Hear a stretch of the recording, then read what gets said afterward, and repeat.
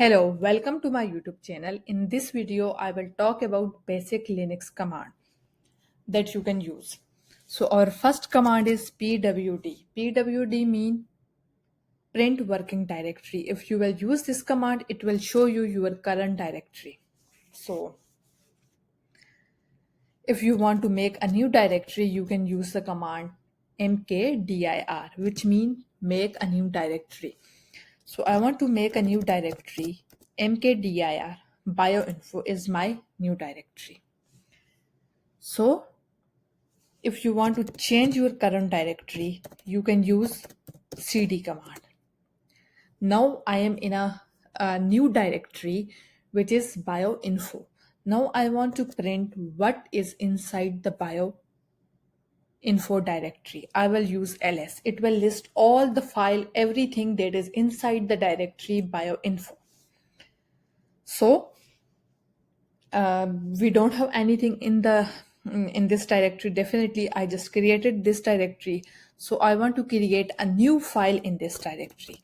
I will use the command touch bioinfo.txt. So I created this file in directory bioinfo. Now if you will ls, you will find bioinfo.txt. Now I want to add text inside this directory. How I will add? I will use a new command. Then I will write the text. I love bioinformatics. So then I can write the name of the file. So by using this command basically add the text I love bioinformatics inside the file bioinfo.txt.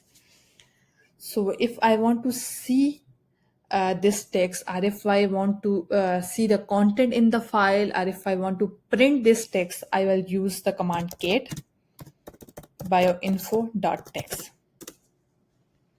So the content that I added in this file is printed here, which is I love bioinformatics.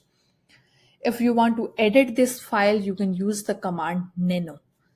Or if you want to see a large file, like for example, if you have a very large file, instead of using the cat command, you can use the command less. Okay. So our next command is about the file permission. The command that you can use for to get the permission of a file. Okay. So if you want to check the permission of the file, bioinfo.txt, I will use command ls. So here you can see this column basically show the permission. I have the permission of read, write. Okay. So if I want to change the file permission, I will use chmod. This is basically used to change the permission.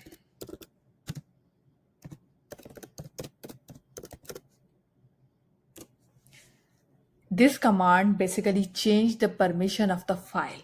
Okay, this command, why I use 755, this I am using to get the permission of the to read, write and execute the file. Okay, this is giving me the permission to read, write and execute the file. If we want to change the ownership of the file, we can use chown to change the ownership. So I am here writing user, then I will write bioinfo.txt. This basically change the ownership of the file. Here why they are giving the illegal group username, because I didn't I used the word I use the word user. You can write the name of the person you want to change the ownership, or you want to give the permission to see this file. So if we want to move the file, we have to use mv. Mv is basically used to move the file. For example, I am using mv and then I will write the file name, which is bioinfo.txt. Okay, and I want to move this file here in this directory. So our file is already moved. I used the ls, I didn't find any file. Now I am creating this file again, because we have to use other commands to we also have to learn about other commands. So just copy it, paste it, so this file is created again. So if I want to copy the file, I can use cp, then I write the name of the file. Cp will basically copy your file in the directory that you are interested in. Now I copy the file from bioinfo directory to gtb directory. So the file is already copied. If you want to delete the file, you can use rm. Then write the name of the file, bioinfo.txt.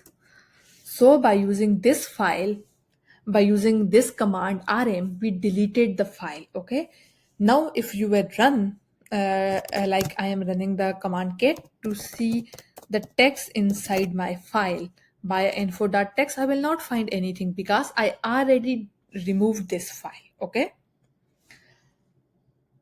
so I already deleted this file from my directory. So if I want to create this file again, I will use the command touch. So I created this file. So our next command is find command.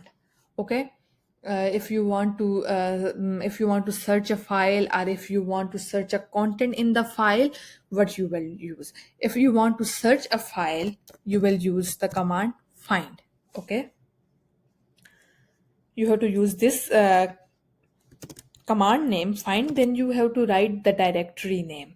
So here I am writing the directory name, then you have to write the name of the file. For example, my file name is bioinfo.txt, so it will give me the directory of the file name. So our the directory of our file is user gpt bioinfo.txt.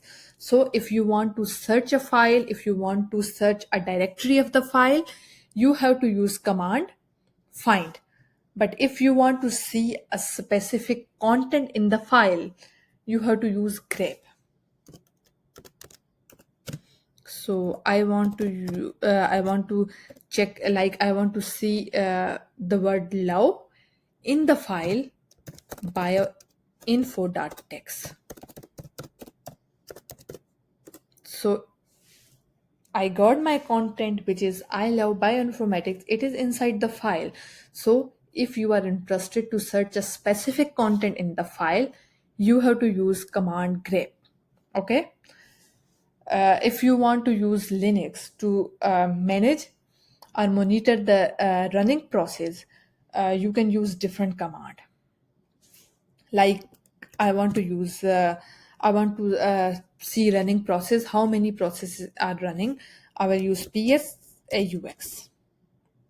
This command basically give me the list of all the running process on my system. Okay, it will also show you the GPU and also the memory uses. It will show me everything.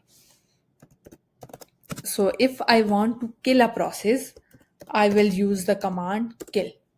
Command kill basically kill the it will basically kill the process ID, or it will kill or stop the process that I am interested in.